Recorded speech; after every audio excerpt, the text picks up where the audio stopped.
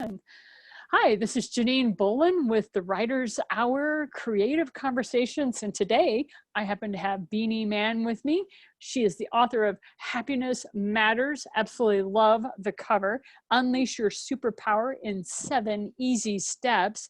And we are going to be discussing many of those steps today. But first of all, you got to learn a little bit about Beenie to truly appreciate. You hear people talk about happiness all the time. Listen, what this woman went through. She was born and raised in Germany. There she met a handsome young soldier in the US Army, where she then had 2 sons. Then she ended up getting the Shield of Sparta-Heroine of the Infantry Award just because she was able to encourage and empower people. Then she got the Outstanding Civilian Service Medal from the Department of the Army, and she has been changing people's mindsets for 30 years. This woman knows what she's talking about. Now, I don't want to ruin the story that is in here, but let's just say didn't have the best parenting than most of us have been fortunate enough to have. So Beenie, thank you so much for joining us today. Thank you for having me. It's my pleasure. It's exciting for me to be able to chat with somebody about happiness and joy who I can truly say has every reason not to be after you read Beenie's story about that. And so we won't dwell too much on being in the pits of despair, except if you want to share a little bit about that. I'd like to kick off with the difference, because you specify it so beautifully in your book, the difference between happiness and contentment. And you start us off by saying contentment is making the best of a situation, but still work for me. I love the way you did that. And then happiness is the biggest vibration in the universe. So start wherever you want, but that's kind of the framework I'd like us to start with. Sounds good to me. I love it. Yeah, so for a long time, so my upbringing was less than spectacular. I should be a statistic, and when people ask me if I have any siblings, I tell them no, thank God I don't. Because statistically, I shouldn't be who I am and do what I do. Let's just leave it at that. But during that time, I learned to be content within my misery. That means for me, I learned how to maneuver within to give me the illusion of being happy. So when I understood the difference for myself, it was like, it's like, whoa, what? Because happiness to me is that you're okay no matter your circumstance, and you're really happy and you're really striving through it, and you still see the positive and everything, versus being content and just maneuvering within. It's kind of like when you say you break your elbow, which I have, so I can use that. And then you hold that. Before I got my cast on, I was very careful walking with it, making sure I don't bump into anything, and I didn't feel any pain. That's kind of like being content. Happiness is having an elbow that works and you can do everything to do with it, and no pain and all of that. Yeah. And yes, you can be content and happy at the same time.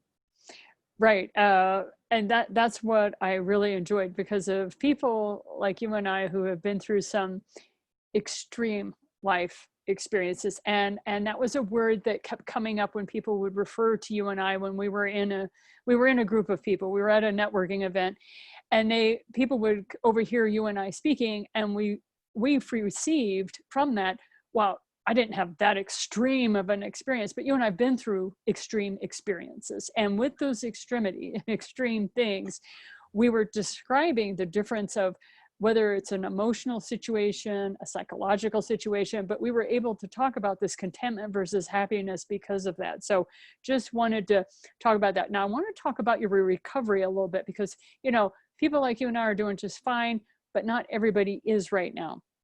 And because of that, no matter where somebody is, you and I have a lot of compassion, because we've been there. Just because we've been there doesn't mean we're going to go back into the mud pit, but we do have systems that will help. And I loved your 7 steps. I'm just going to read them very quickly to people, just so that they are aware of what you offer, but we're only going to be covering 3 of them because of time.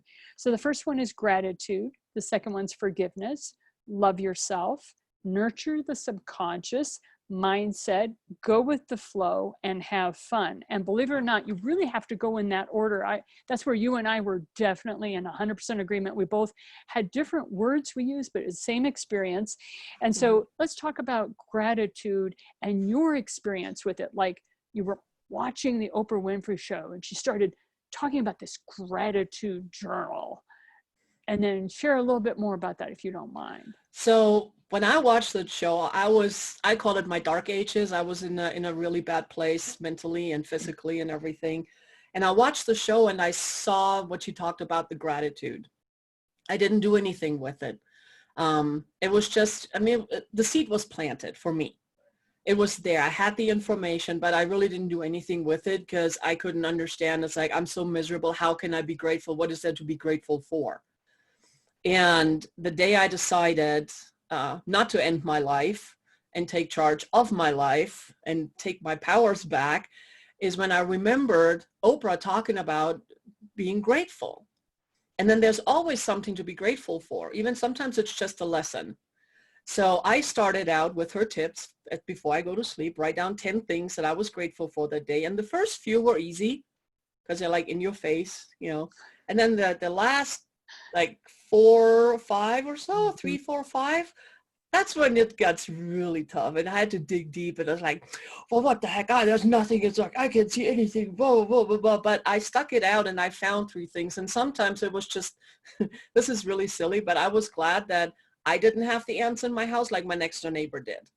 Right.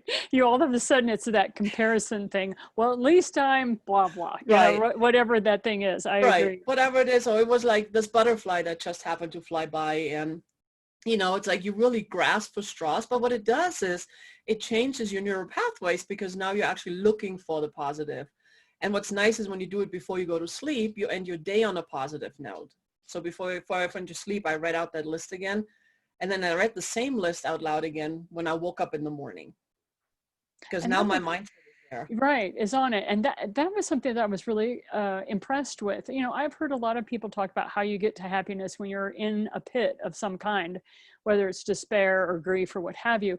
And one of the things you talked about that pulled you out was, yeah, you were writing the gratitude journal, but you were writing things down before you went to sleep. Then you read them out loud. And then the next morning when you woke up, you wrote them again. And that will definitely change those neural pathways. And you go into detail about that. The other thing you said was you can't pour from an empty cup, right? So share with us a little bit more about how you were able to literally fill your cup. So just picture a regular cup, say it's filled with red wine, okay? And then if you have white wine dripping in, so the red wine is all the ugly and the darkness, and although don't get me wrong, I do like red wine, but just for the visualization of things. It's a metaphor. It's a metaphor. It's a metaphor.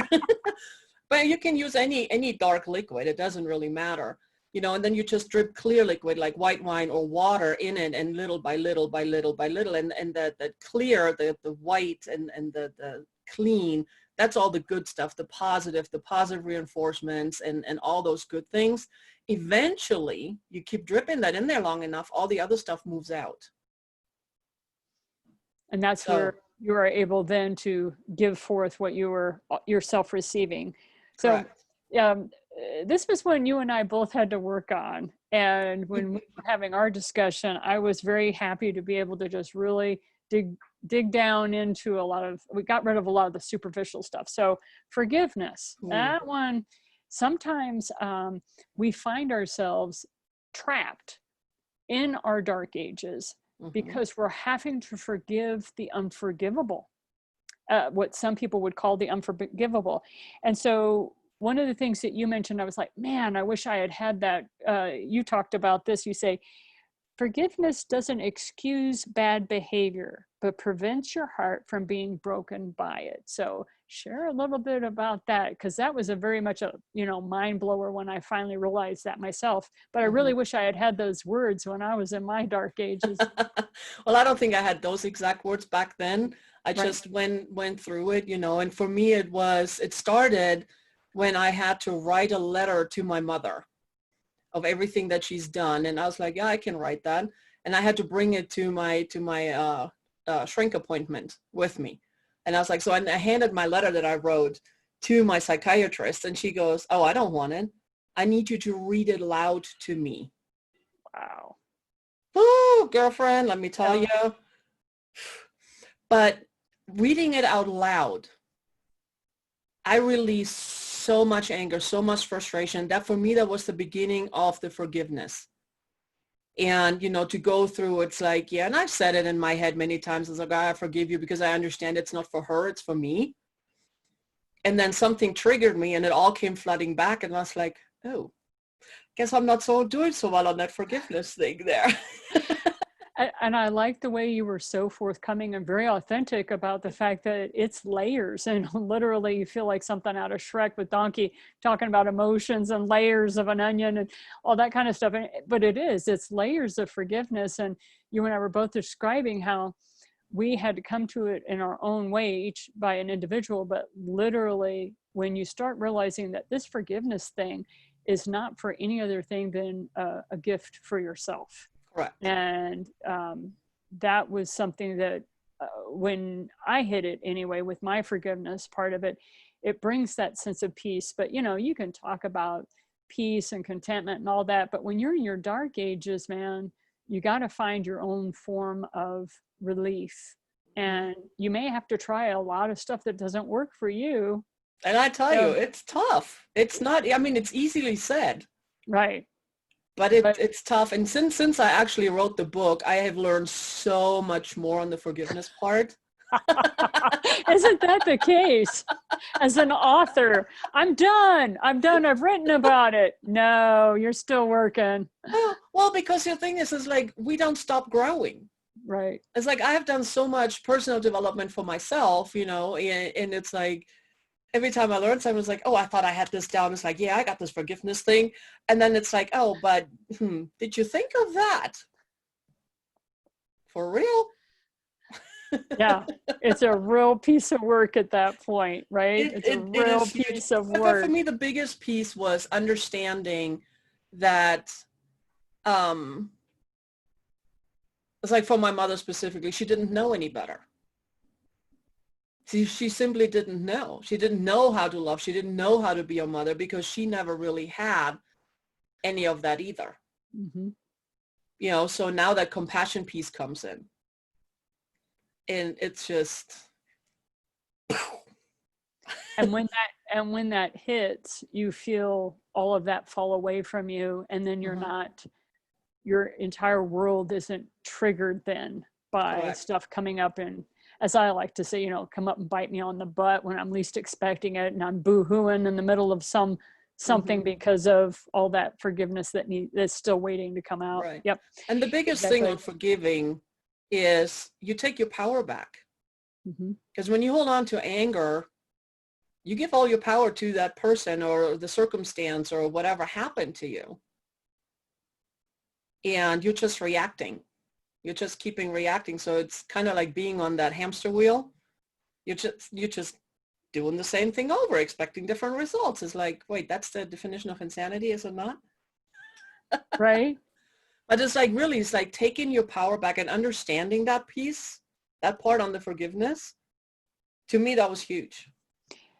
It is. I didn't have those words on my path. It was revitalizing, that when I didn't forgive, I lost my vitality. I didn't know how else to express it. I didn't understand this power thing. And I really enjoyed your book because you had a lot of words that like you said, I just didn't have that in my vocabulary. I didn't know how to, in my dark ages, I didn't know how to express myself that way, or I didn't have that tool in my toolbox. And so this learning piece was very important to me too. So thank you so much for Oh, that. you're welcome. Thank you. And the other fun part, love yourself. You know, you can't, first you have to do the gratitude. All right. Like I tell people, look, if you're in your dark ages, just work on gratitude. All right. Then work on forgiveness. That whole love yourself, ooh, that's down the road. You know, it's like you might as well be on a logarithmic curve. You know, I love math. So you might as well be on a logarithmic curve when it comes to the love yourself. That gratitude and forgiveness have to be pretty much not done. I don't know if it's ever done, but really complete, like having a sense of completion before you start on that love yourself. You want to share a little bit more on that one? Oh boy, how much time do we have? I know, right? Yeah. As we talk Well, about the the part universe. with loving yourself has nothing to do with being self-serving or egotistical or any of that. It has nothing to do with that. It really has to do with, again, you can't pour from an empty cup. Back to that, because it's like it all starts with you, with me, with you, with everybody within. So if we cannot fully love ourselves, how can we love somebody else? And it's like loving yourself means you take care of yourself first. It's just like in an airplane. When they do the safety thing, what do they tell you to do with the mask? Do they tell you put it on the person next to you first, or do they tell you put it on you first? You put it on you first. So So give you us some can, practice. Yeah, you've used this metaphor. Forgive me for interrupting, but that's it's fine. like we hear this metaphor a lot, but I can remember my dark ages, and I can remember when I was coming out of the forgiveness cycle. I was off that train. I did not know how to love myself first, and I Right. heard that metaphor. So you'll forgive me. I heard that metaphor. I didn't know how to implement that. So give me some ideas on how do you implement that? Love myself first. What are you talking about? I'm a mother. I have 4 children. I have a husband. I have elderly parents. What is this love myself first? I'm sorry. This was Oh, where no, I no, was in my that's cool. mind. I mean, for me, for the longest time, the love myself was,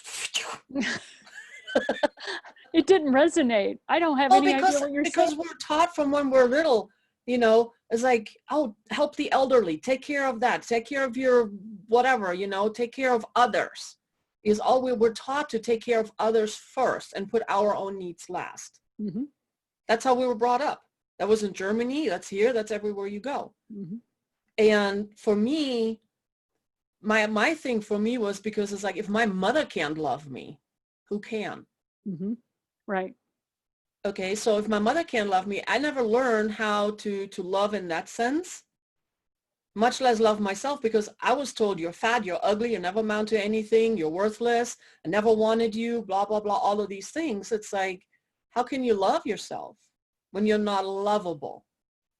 So for me, it was actually starting little things, falling in love with myself and being okay with who I am, with all my flaws, with all my shortcomings, my perfect imperfections. I love that in your book. I really enjoyed that part. Your perfect imperfections. I'm like, there you go. Right, because we're created perfect.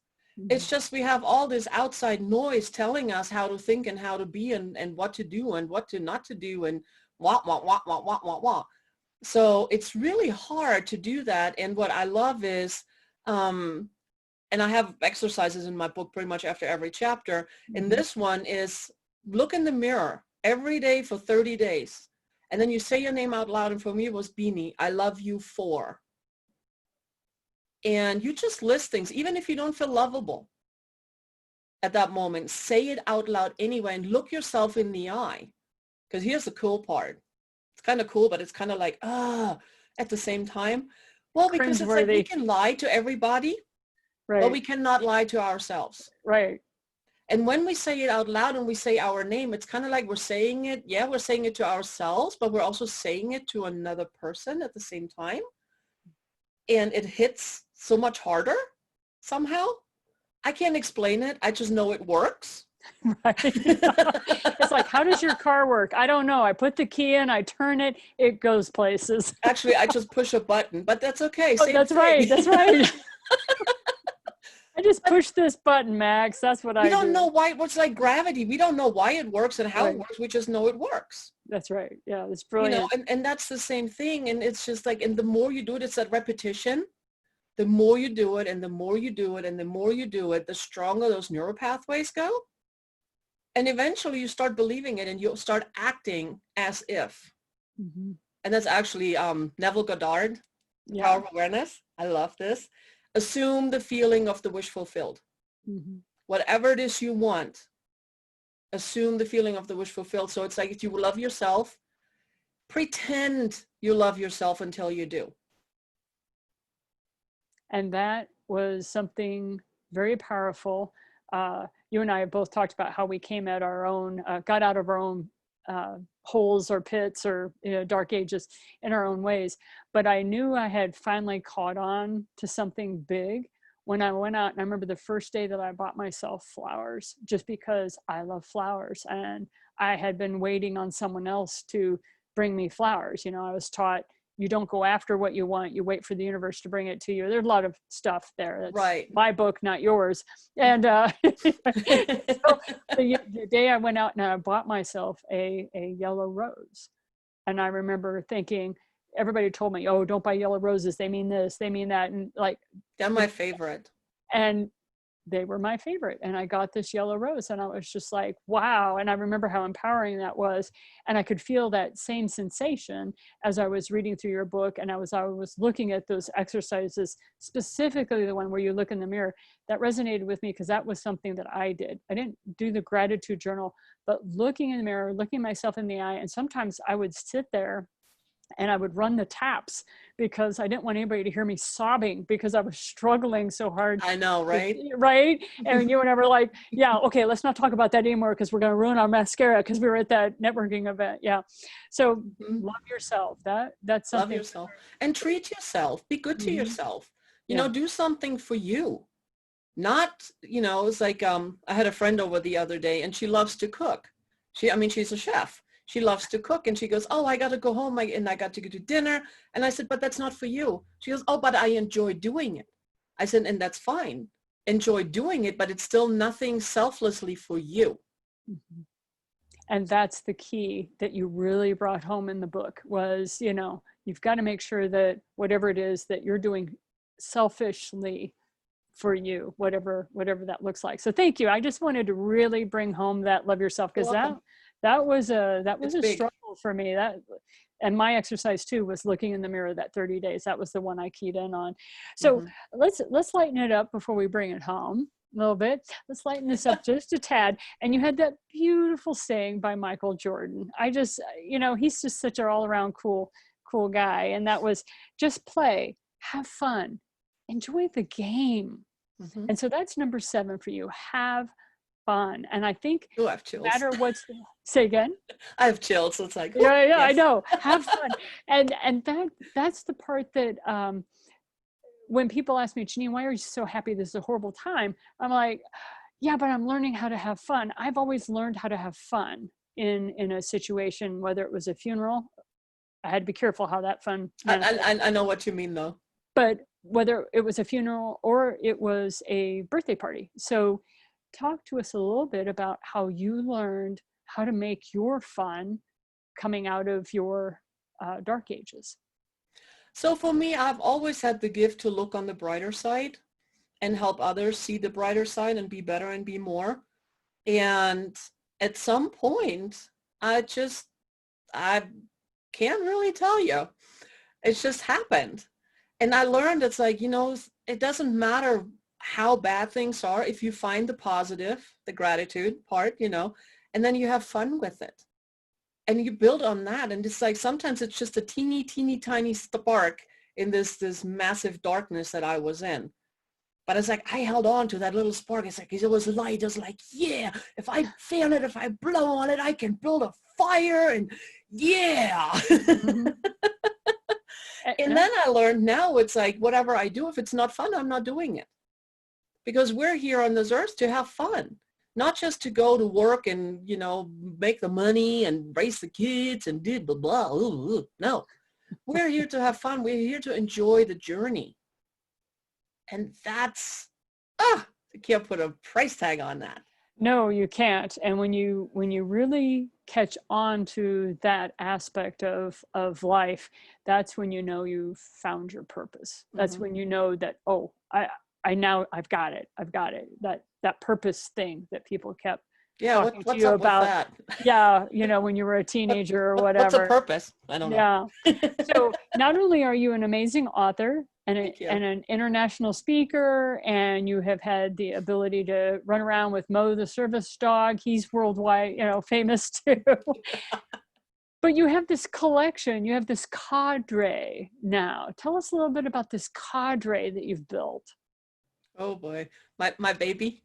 Yeah, your baby. Because, you know, you found your happiness and you knew you wanted to share it. And now Right. you've expanded how you're sharing that. So talk to us about matters Right. of Well, perspective. it's fun though. April 1st, 2018, I walked away from being an unsuccessful, unhappy mortgage loan officer and from everything that I should be doing. And I stopped shooting all over myself and I liberated myself.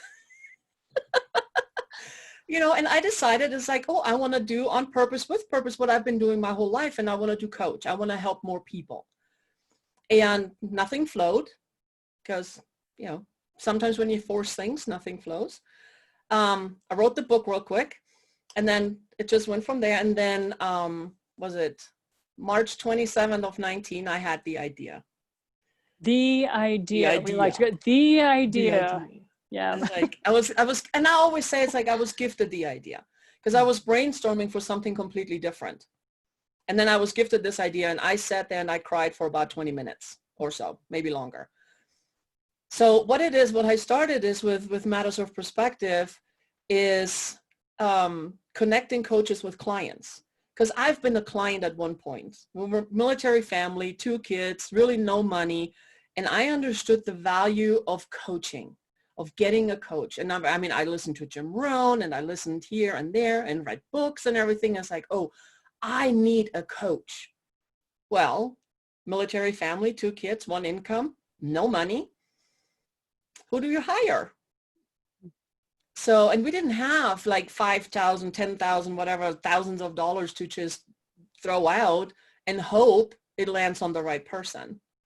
So, and then, you know, April 1st of 18 is like, oh, I'm a coach. So I'm this official new coach. So I'm on this side. It's like, okay, now what do I do? How do people know who I am? How do I build credibility and everything together? And then my idea is bringing it together at a rate that's very budget friendly and everybody wins. And it's just, that's my baby. That's my purpose. Right. So this matters of perspective because I was lucky enough to be around a lot of the people that Beanie was working with and bringing them on board.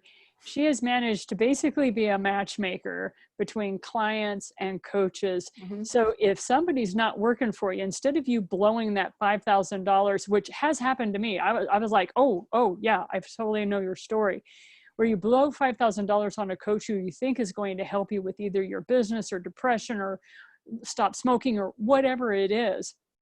And then all of a sudden you realize not only is this person the wrong person for you, their personal experiences and what they're good at, which I'm not saying they're not good, but they just aren't in line with anything. And Well, so, that and the personality right. too, for And me, because I remember when I was a student in school, if I didn't like the teacher, I didn't learn in that subject.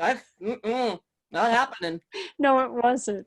And so matters of perspectives is great because Beanie is going to help you find the right coach. And if there is a personality conflict, she'll find another coach within the organization. So it's the best of both worlds. The coaches are happy because that was the thing. I was there with you as a coach myself, as a financial one.